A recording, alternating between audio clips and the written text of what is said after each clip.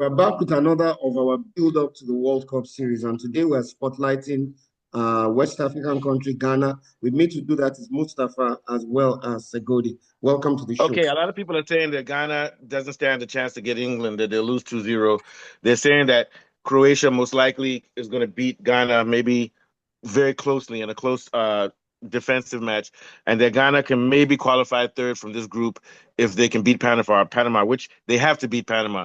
The problem I think I have with Ghana's team right now is that because Kudus is not there, who's their creative attacking midfielder slash winger, they're not going to be scoring a lot of goals. So I think that Ghana is in real danger of drawing 3 games in the first round if they're not careful. They could draw with England, they could draw with Croatia, and they could even draw with Panama, even though they are expected to be better, because they're going to play a mid-block double pivot, sort of not defensive, but sort of safe game, and they're going to rely on their wingers, especially a lot of the guys from their wingers. Their right wing is Williams, and then they have the forward Semenyo, who's good. So they have quality, but it's just that their focus is going to be on midfield, and we know that in the World Cup things are tough.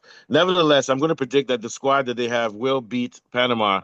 But the big question is what's going to happen with Croatia. Most likely a draw with Croatia, and most likely draw or lose to England. I'm not impressed with England this year. They don't have Cole Palmer. They don't have Foden. And just to me, England didn't bring a team that inspires much. But they have Harry Kane. And when you have guys like Harry Kane and Jude Bellingham and co, you're still a very dangerous team. So I think Ghana's best chance is to try to qualify as a third place or a second place in this team. Let's look at their forward line, which is pretty good. You've got Semenya. Then on the left wing, you've got Isahaku, central attacking midfield, Ayu, and Williams. All of these guys play well. Williams, who's on the right wing, is from Athletic Club. Then we've got the Leicester City boys. You've got Ayu and Isahaku from Leicester. So we know that they have, and Semenya, of course, from Manchester City. So we know that their attack force is well groomed in England, and they're going to have tough players. And what they're going to do is to try to get the ball to the wings and use a mid block with their 2 pivots. Oh, shout out! My thing gave me advice. I'm not driving. Reach your destination by 9:50 a.m. Sorry. Anyway, we know that they're going to try to build up through their midfield, and they're going to try to control the ball in the midfield and then go to their wings or even vertically to guys like Semenya or Ayu, who's the attacking midfielder. What are your thoughts about this team? I think they're very good, and they're 2 CDM. Speak to them, Owusu and Partey. I think those guys will be able to hold it down. As usual, like a lot of teams, they don't have a lot of creativity in midfield, though. But they will be solid as far as you're not going to be able to. They're going to have a good spine. You're not going to be able to just penetrate on them and score, even if you're England. What do you think? Yeah, I quite agree with you. I think the most experienced player here is Thomas Partey, and is the engine room of the midfield. He drives them forward. Very disciplined defensively, and they can even start a counter attack. But up front, they have the likes of Antoine Semenyo, who's by country mile as the superstar of the team. And then there's also Ishaku and Inaki Williams. Those guys are very, very good. But structurally, they play on the counter attack. They tend to try play a low to mid block, then wait for the opposition to lose the ball. Then they launch swift counter attacks into the space vacated by the fullbacks of the opposition team. So they do have a chance against the likes of Croatia and Panama. I think England will be too strong for them. But then again, you look at the Croatian team too. They don't have any young up-and-coming stars. They're still parading the experienced Ivan Perisic and Luka Modric. So I don't expect anything too fantastic from Croatia. So if they play well, they could get a draw with Croatia, beat Panama, and then slug it out with England. But I think England will be too strong for them. They play basically on the counter attack. No flamboyance, no possession game. They just play counter attack. Yeah. I see them getting they can't qualify. They don't get. I think they'll get their 3 points. They're going to most likely. They not that they will, but they have to beat. It's not an option. They have to beat Panama. Yeah, you know they might still have to consider all this best qualifier kind of scenario. Yeah, but I think with best qualifier, if you get only 1 point, let's say they draw with Panama and they lose to Croatia. It will be difficult. Yeah, and even if they get 2 points, let's say they draw with Croatia, and they draw with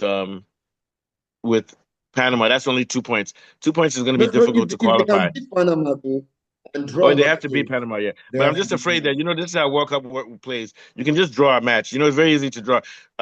Segodi, Panama drew with South Africa, right? Or they beat South Africa once and drew, or how did it go?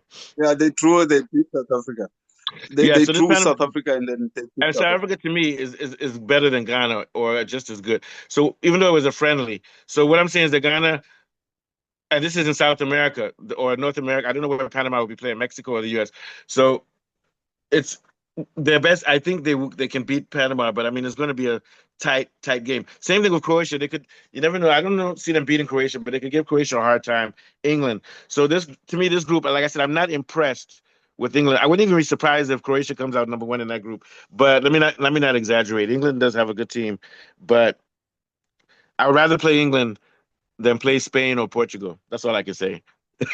What do you think, Segodi? Yeah. No, absolutely. You know, the coach of Ghana just Oh, you're breaking. You might have to move your position. The Ghana national team. Okay, I don't think it will really dominate the ball, but I think these guys will be very dangerous. Oh, can you hear me? Yeah, start again. Yeah, start again. Can you hear me? I can hear you now. Start again. Yeah. Okay, I'm saying Ghana just received a coach now. So they don't have a system yet that they play. Okay. I don't think they should dominate the ball. I think these guys should just rely on a counter-attack because I think if they win the ball early, they are able to hit any team in that World Cup because I saw the explosive counter-attack yesterday and then I was very impressed with it. So I think with Panama, they don't have to dominate Panama on the ball because they played Wales. Okay. What was the score? So now, you don't have... The score was 1-1. Okay, sorry. Okay. Go ahead. Yeah. So now, what I'm saying is they need to let Panama have the ball because what I've seen with Panama, when they have the ball, they are very the day before. So I think Ghana will be very, very, very good on a counter-attack, and I think they can get points on Croatia. Okay. You might want to change your room, Segodi, because your sound isn't good coming there. What are your thoughts, Afolabi? Yeah, basically the way I see it going in this team, can be able to draw 1-1 because beautiful ball from Ghana just needs to play counter. Put him on mute. Put him on mute. Okay. Go ahead. Yeah, what I feel is that if you look at the AFCON qualifying, they were very woeful. But then in the World Cup qualifying, they did very well. So sometimes they can be mentally fragile. You never know which Ghana team. They're not consistent.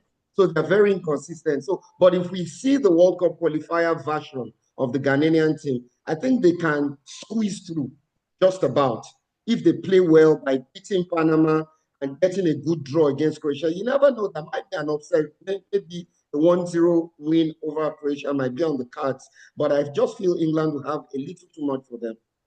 Yeah, England is going to come first in that group, and then most likely Croatia, but I'm not ruling out Ghana for coming second in that group. Yeah. But once it's an easy group. Ghana in another type of group, Ghana won't get out like this. They won't get it this easy. And you get what I'm saying. Imagine they've been in a group with Portugal or having to play some of the tougher teams like who's a good mid-level team in this tournament? Someone like Norway. I don't see them coming out ahead. Yeah. All right. Let's see what if Segodi's sound is better. Put it to Segodi. Yeah. Yeah, I'm here. Can you hear me? Okay. Yeah, I can hear you. Yeah. Oh, sorry. So now, like I was saying, Ghana needs to just be disciplined. They need to be defensively solid. I think they have to try to frustrate these teams because they don't have to build from the back. You know, like I saw some mistakes when they try to build from the back because they've not been together for a long time. So yeah. I think if they play on a counter, they're able to get something, especially against Croatia, which has very slow defenders. Like when they attack with that type of speed, they're able to give Croatia a really scare. Like even England is not the England that we know. It's the England that they can at least get a point from. But Panama, I think they need to beat Panama, and Panama is beatable. They can beat Panama. I think they can get 3 points out of Panama. Me too. Before we talk about Senegal quickly, give us your last thoughts about this, Afolabi, about Ghana. Yeah, so like I said, I think Semenyo will carry his Man City form to the World Cup. It's going to be very difficult to play against, especially on. He usually Yeah. plays on the right.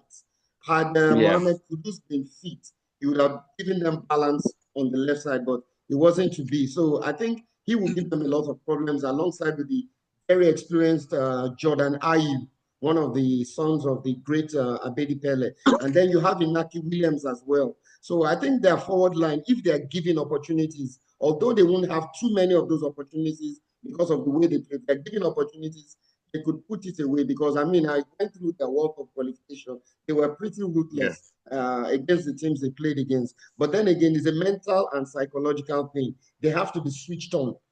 Just have to be switched on. Yeah, that's their biggest problem is consistency and mental. Their attitude hasn't been that great. That's why Ghana used to be the best team in Africa. Now they're now they can't even go head to head with South Africa. I'm just joking. All right, very quickly. So Senegal lost 3-2 to the US.